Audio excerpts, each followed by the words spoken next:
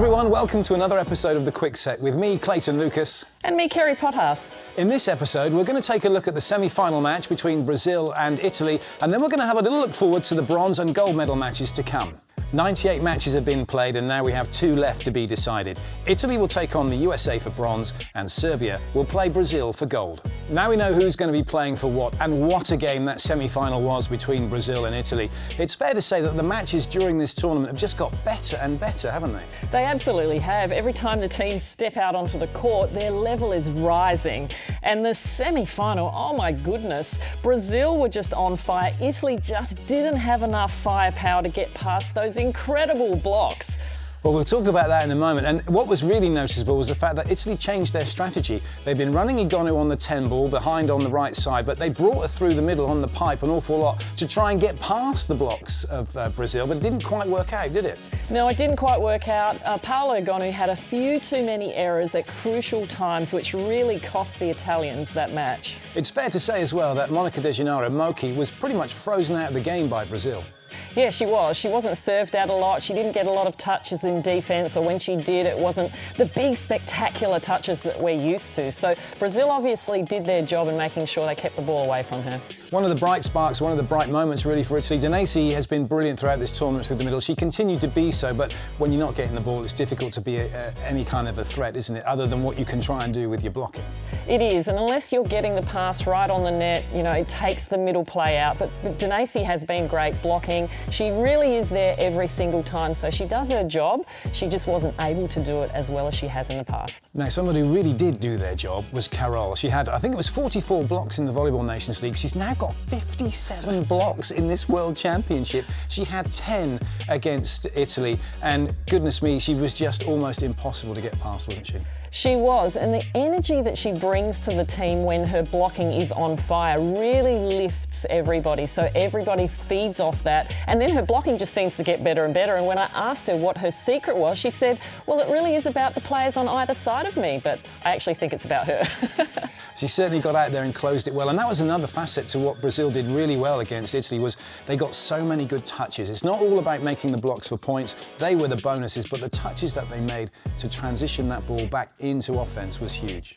Yeah, that's right. The middles from Brazil, not just Carol, but Gataz, they were getting out there. If they weren't getting in a great position, they were getting their hands in the way of the attack, and that was really slowing everything down and making it so much easier.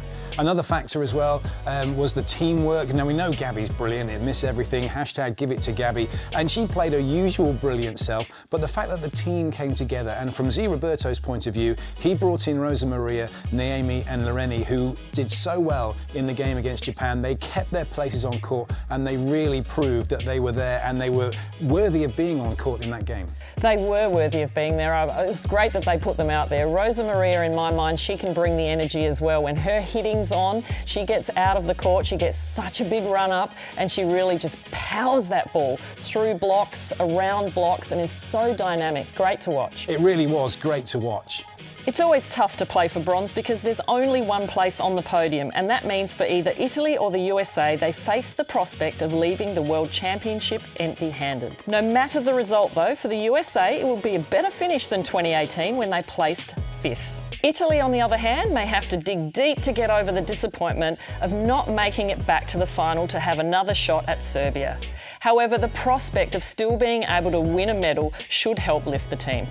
We can be sure that both coaches will be doing everything they can to prepare their teams as fully as possible to leave this tournament on a high. This is it. It's the match that we've all been waiting for, but perhaps with not the teams that we anticipated. And yet the reality is Serbia are looking almost impossible to stop, and Brazil are looking almost impossible to get past. Well, it's going to be a tough match. I think it's going to be the match of the decade. This matchup between Boskovic, Carol, blocking and spiking between those two squads, well, that's going to be an incredible one to watch. But of course, both teams have great depth on either side. They can bring any players on to come in and substitute. They've been really fantastic doing that, coming off cold and really just doing what they need for their team. And that just proves the adage, you can't win a World Championship with a first 7. It's got to be a squad performance. Daniele Santarelli has done that with Serbia. He's been rotating the team around and kept them relatively fresh coming into this really, really important match. and a chance for them to win back-to-back gold medals. And as for Z Roberto, well, he did start with pretty much the same six, but when they weren't performing, he took them out, he gave players a chance, and now those players he's given a chance have stepped up and have kept their place on court. And we should well expect to see Rosa Maria, Niemi, and also Loreni start in the gold medal match. And maybe even Roberta coming into set as well. She might get a chance to take some pressure off and bringing in some tall timber on the front court to do some blocking for Brazil. But either way, I don't know which way it's going to go. It's going to be so close. You have to watch this match. It's going to be the biggest match of the tournament. Well, we could talk about this match for hours, but then it wouldn't be the quick set, would it? But before we go, Kerry, who would be your MVP for this tournament? It's a tough one because there are so many incredible players, but I'm going to have to go with Carol from Brazil. She can absolutely turn the match around. Well, now who am I going to say? I do agree, actually. I think if Brazil win, then it's Carol as MVP. And yeah, I think if Serbia win it, then you can't argue against Boskovic being MVP and possibly for the second time as she had it in 2018. What a game we've got to come. The bronze medal match will be live on Volleyball TV at 2 p.m. GMT, followed by the gold medal match at 6 p.m. GMT. Thanks for watching, everybody, and thank you as well, Kerry, for your co-commentary. It's been an absolute pleasure. This is it from us for 2022. We'll see you again next year.